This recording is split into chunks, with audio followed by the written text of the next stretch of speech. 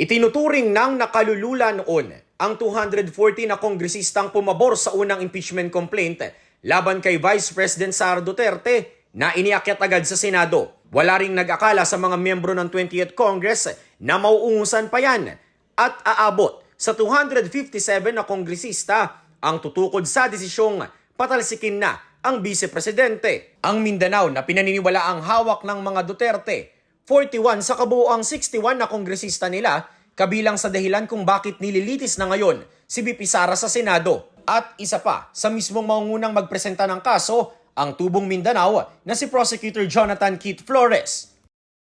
Good afternoon, Your Honors. Representative Jonathan Keith Flores of the 2nd District of Quezon as public prosecutor. Lead prosecutor si Flores ng alegasyong bribery laban sa Vice-Presidente. Kailangan nilang mapanindigan ang umano'y nangyaring panunuhol sa ilang opisyal ng DepEd noong si VP Duterte pa ang kalihim nito. No longer matters where I'm from. I'm not if I'm DDS or anti-DDS ba. Itong bagay na to, hindi siya dapat pinaglalaruan. It shouldn't be done just to score political points. It shouldn't be done just to settle political scores. Sa investigasyon ng House Good Government Committee unang natisod ang umano'y suhulan sa DepEd. Bigla ang naglabas noon ng sobre si ex-DepEd Undersecretary Gloria Mercado. Sabi niya, laman nun ang mga pera na umano'y galing kay VP Duterte na ipinaabot lang kay ex-DepEd official Sunshine Fajarda.